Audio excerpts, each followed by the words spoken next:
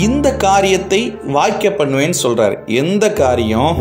திருமண காரியங்களை வாய்க்க பண்ணுவேன்னு உங்களுக்கு தீர்க்க தரிசனமாய் கர்த்தர் பேசி கொண்டிருக்கிறார்.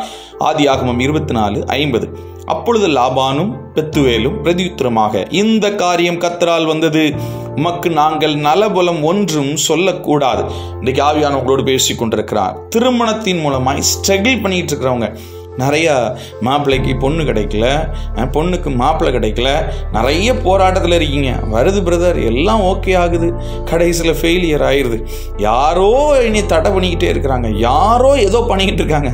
ஆண்டவர் சொல்றார், யாரும் ஒன்றும் பண்ணலை, நான் சில விஷயங்களை தடுத்து வச்சிருக்கிறேன், சீக்கிரமாய் உங்களை இணைய பண்ணுவேன் என்று கர்த்தர் சொல்லுகிறார்.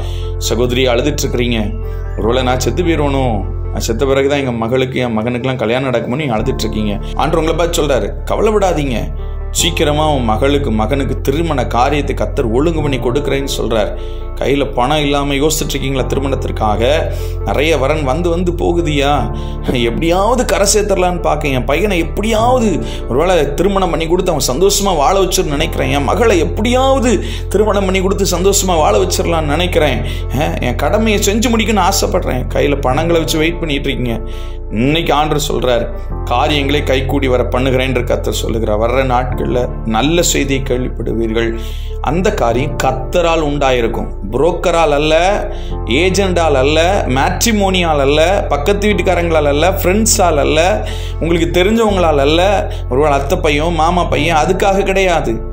கர்த்தரால் இதை கர்த்தர் அவர் செய்து முடிப்பேன் என்று சொல்லி ஆவியானவர் தீர்க்க தரிசனமாய் உங்களோடு பேசி கொண்டிருக்கிறார்.